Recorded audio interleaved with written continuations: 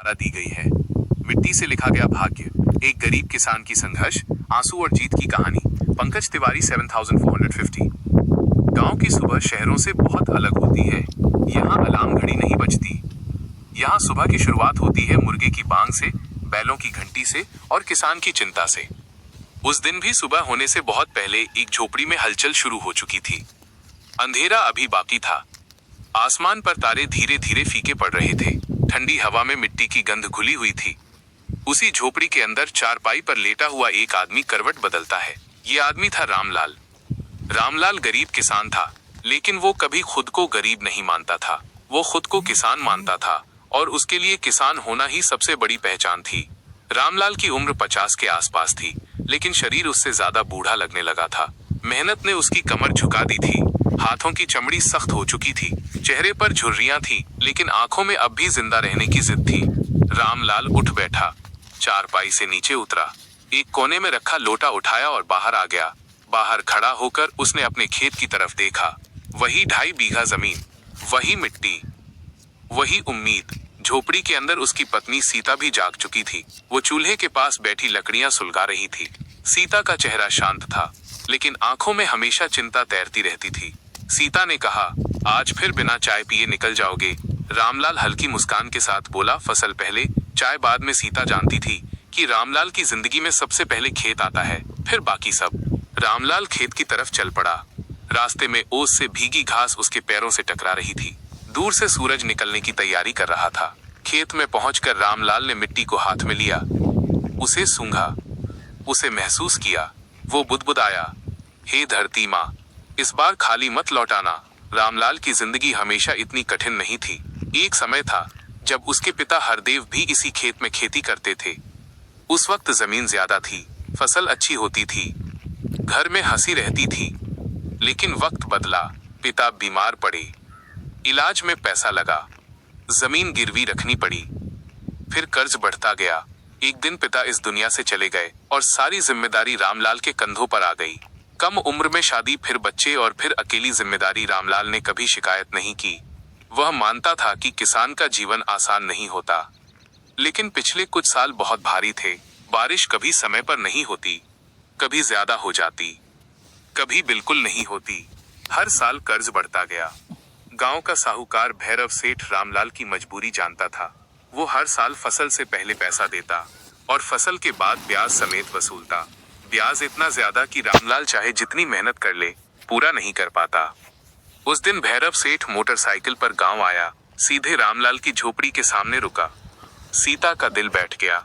सेठ बोला, रामलाल, इस बार बहुत हो गया, अब हिसाब साफ चाहिए। रामलाल ने हाथ जोड़कर कहा, सेठ जी, इस बार बारिश ने धोखा दे दिया। सेठ की आंखें सख्त हो गईं। धोखा बारिश ने नहीं, तूने दिया है। सीता अंदर से रो पड़ी। रामलाल की आवाज कांप गई। थोड़ा समय दे दीजिए, सेठ बोला, या तो पैसा या जमीन। ये सुनते ही रामलाल के पैरों तले जमीन खिसक गई। सेठ चला गया, लेकिन उसके शब्द रामलाल के दिल में तीर की तरह चुभते रहे। उस रात रामलाल को नींद नहीं आई। चारपाई पर लेटा वो छत को घूरता रहा। सीता ने पूछा, इतनी बेचैनी क्यों है? रामलाल बोला, अगर जमीन चली गई तो मैं क्या रह जाऊंगा? सीता ने उसका हाथ थाम लिया, तुम मेहनत करते हो, भगवान मेहनत का फल जरूर देगा। लेकिन रामलाल जानता था कि भगवान की परीक्षा बहुत कठिन होती है। अगले दिन रामलाल खेत गया, हल चलाया, पसीना बहाया, लेकिन मन भारी था। उसी दिन गांव में पंचायत लगी। कुछ बाहरी लोग आए थे।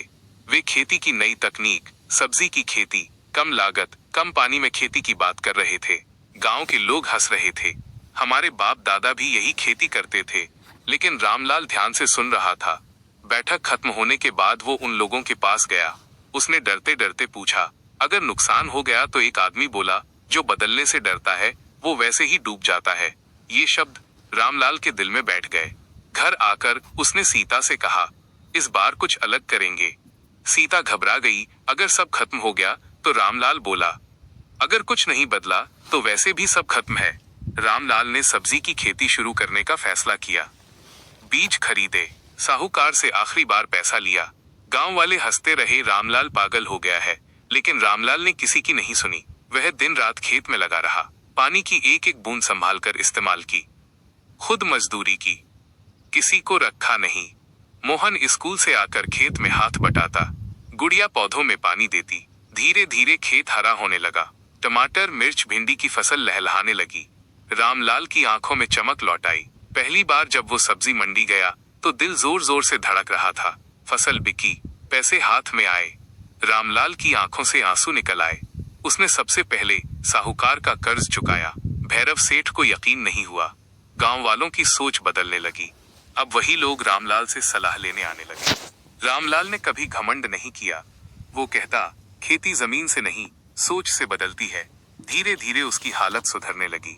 झोपड़ी की जगह पक्के कमरे बने। बच्चे अच्छे स्कूल में पढ़ने लगे। मोहन अब किसान नहीं, कृषि वैज्ञानिक बनने का सपना देखने लगा।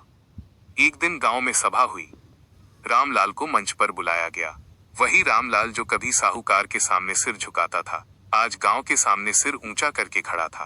रामलाल ने कहा, मैं कोई बड़ा आदमी नहीं, मैं बस एक किसान हूं। अगर मैं बदल सकता हूं तो हर किसान बदल सकता है। उस दिन उसकी आंखों में आंसू थे, लेकिन ये आंसू हार के नहीं, जीत के थे। आज भी रामलाल सुबह सूरज से पहले उठता है, खेत जाता है, मिट्टी को हाथ में लेकर कहता है, तूने मेरा साथ दिया, अब मैं तेरा साथ कभी नहीं छोड़ूंगा। ये कहानी सिर्फ रामलाल की नहीं है, ये हर उस किसान की कहानी है जो गिरता है, लड़ता है और हार नहीं मानता। अगर यह कहानी किसी एक किसान को भी हिम्मत दे सके तो इसकी सबसे बड़ी